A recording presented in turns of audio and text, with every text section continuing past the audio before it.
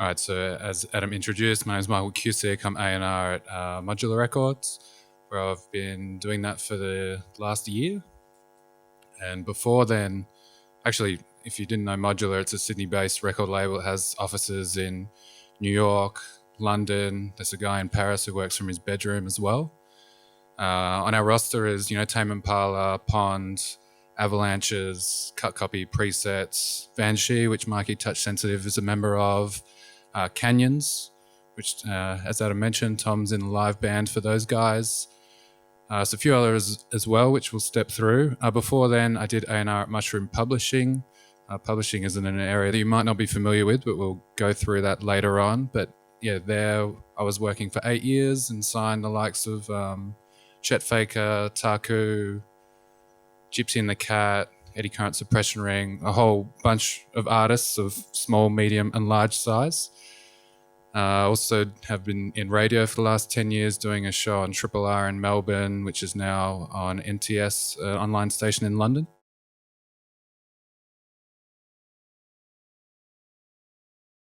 If you weren't aware of what an A&R manager does, I guess like traditionally, A&R means artist and repertoire. So, back in the 40s and 50s, you'd have pop artists who never actually wrote their own material. So the people at record labels would be working with these performing artists and also with these people who would, their sole business was writing songs. I guess that's kind of evolved over time. In the image here, we have Cut Copy, who are in their 4th record now, and probably a bit different than some of the other artists on our roster in that they have a very developed profile. They've gone through 4 albums from start to finish, and they definitely know kind of the look, the feel, like how they want to be presented. They have a very, strict understanding of what their profile is and how they want that to be perceived and what their tastes are. So this is a band that probably needs a little less coaching than others. They're very decided in what they want to do. I guess our role, I work on this with Glenn, who's the Paris guy, is, developing some ideas and presenting them to them, whether it's, hey, this person might be good to mix this album, or, hey, we've got a video coming up for this single in 4 months.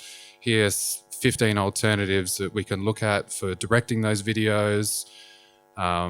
For that same single, we're going to need a couple of remixes. Maybe we want something that's going to be purely angled towards blogs. Maybe we want something that's going to be purely angled towards the clubs.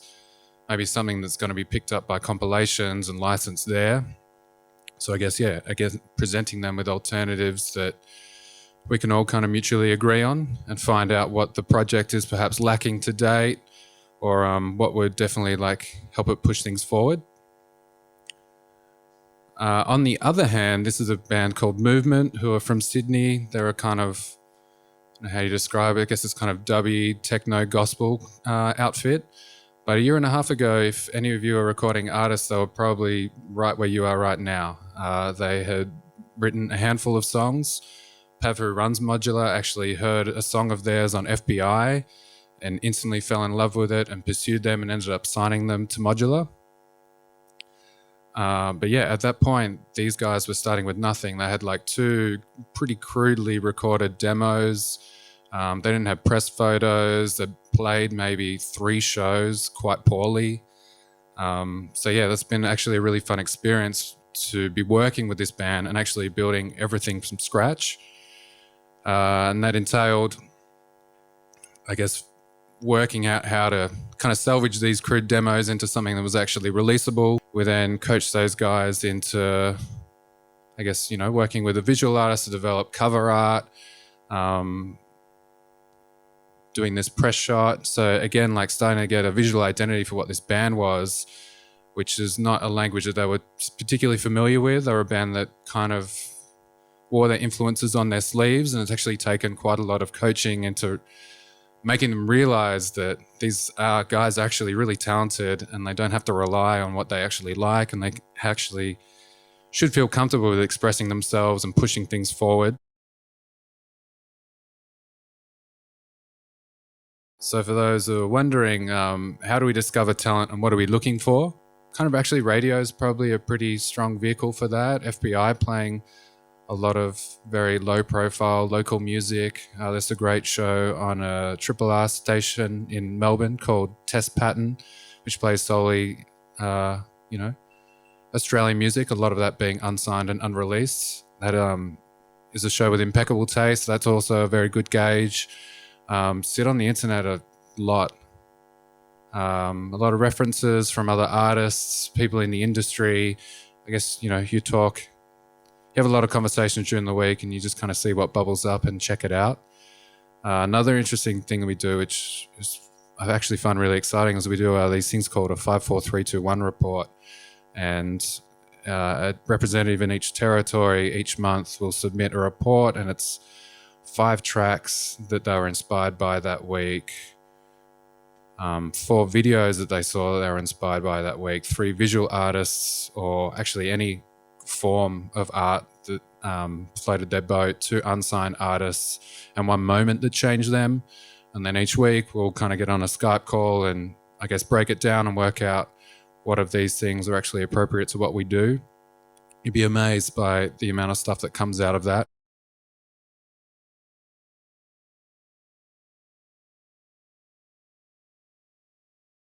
So I guess there's a lot of hesitation about signing to a record label when there's a lot of success stories with people releasing music independently. So what are the merits of signing to a record label? I guess in Modular's instance, and using Movement as an example, I think it's fair to say that in a year and a half, if those guys remained unsigned, a lot of those successes, which are still marginal, they have like so much work to be done. But, in terms of like Pitchfork New Music and getting played on BBC Radio 1, those things definitely wouldn't have been available to them. And that's something that has been developed over 14 years of Modular's existence, building that expertise, building that contact, having that reputation from having an amazing roster built over the years. I definitely feel like that's important.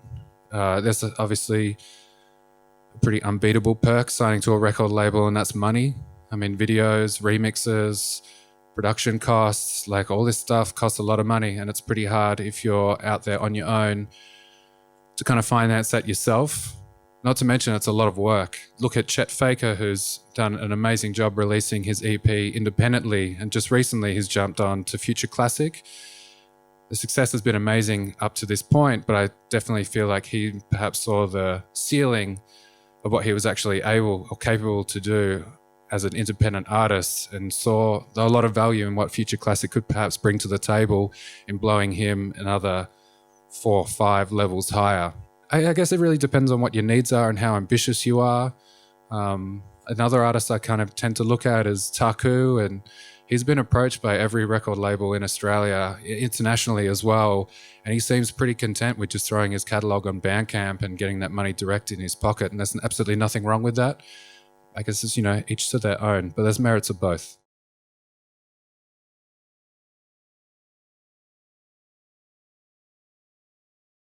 As I said, I previously worked at Mushroom Publishing, and Modular also have a publishing entity that is in its embryonic stage. But perhaps some of you are asking, what's the fundamental difference between a record label and a publisher? They are dealing with 2 different rights. So a record label will solely be working with the sound recording of a composition, and a publisher will work with the written composition and be controlling and protecting that. So I guess, when you write a song, the publishing right will exist before you record it and create that recording right. So, I guess another frequent question I have is just like, Mushroom work with Cut Copy. I thought they were on Modular. So it's quite common that an artist can be signed to both. So what does a publisher do? The main roles is to represent and protect your copyrights. I guess that is appropriate in some situations when music gets sampled. A publisher can, protect your interests and go and pursue a copyright infringement and negotiate a license and a fee for that usage. You'd be surprised how many people sample stuff illegally if you are sampling music, which is totally fine, one thing that I've always been really frustrated by the artists that I work with that do this is they never actually catalog what they sample. I'll hand over this like amazing album and you listen to it, it's just like, okay, there's some recognizable bits here. Did you sample anything? They're like, yeah. But it was so long ago, they actually can't even remember what they sampled, and it's actually like a real minefield. So just catching you while you're early through this process, just write everything down because you never know when it might come up, and it will save you a lot of battling. Another role of a publisher is to collect royalties, so performance, whether that's from radio broadcast or live, even performance on the television.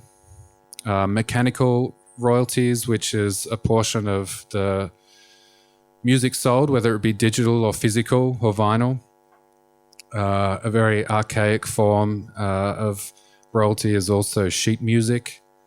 Guess not really applicable anymore, but you never know what might happen. The other role of a publisher is to exploit your music through synchronization, which is synchronizing your music to moving images, whether it be film, advertising, television shows, a lot of online kind of YouTube videos. All of that has to seek clearances from a publisher if they have any intention of using music. And of course, having someone in the profession of publishing, they're actually able to negotiate the highest fee, the best kind of terms for that.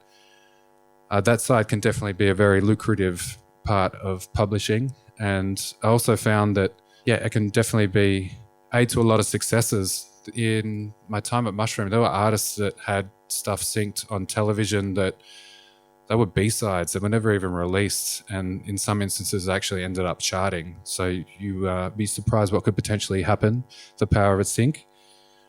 Another role of the publisher is to facilitate co-writing opportunities. A lot of the publishers in Australia do songwriting workshops and team up different songwriters from different genres just to see what might happen. I guess another part was also, traditionally, and maybe this is more prevalent in America, but a lot of the publishers will actually pitch songs to pop writers to see if they potentially want to cover it. I can't think of many instances of that happening in Australia, but it definitely does exist. Another common question is, at what point should an artist consider pursuing signing a publishing deal? There is no right or wrong answer to this. A publishing deal is generally can be very lucrative, and a lot of the deals are quite long-term, so it's something that you probably want to sit back and think about if you were ever approached. A lot of people get the advice to hold out for as long as they can and basically increase their profile and find as much power as they possibly can to bargain for the best possible deal. But I don't know. I've seen artists kind of hold out for 3-4 years and they're hot for 6 months. Everyone wants to sign them and they, shoo everyone away. And then they wake up and realize that opportunity may have passed and all of a sudden no one's into them. And maybe if they signed that deal a year and a half ago, all of those benefits that we just went through then could have put them in a completely different position. So it's very hard to say. From my experience, how has the industry changed in the last 10 years? It's funny, I was talking to a friend who runs Laneway Festival, who's been in the industry for far longer than I. We were talking about how there's all these amazing success stories of Australians internationally, whether it's, like Gautier, Temper Trap, even across the pond, like Lord, Naked and Famous, Flume. All of these artists have really changed the tide. About 10 years ago, most American labels would have very little interest in any Australian artists. You would try and sell the most amazing music produced here, and the general reaction would be, why would I sign something when I can sign something just as good that's from Brooklyn and is going to be in my market and is going to be touring for the next 3 years? The cost of flying these bands from Australia or New Zealand to America is so prohibitive, it just doesn't interest me.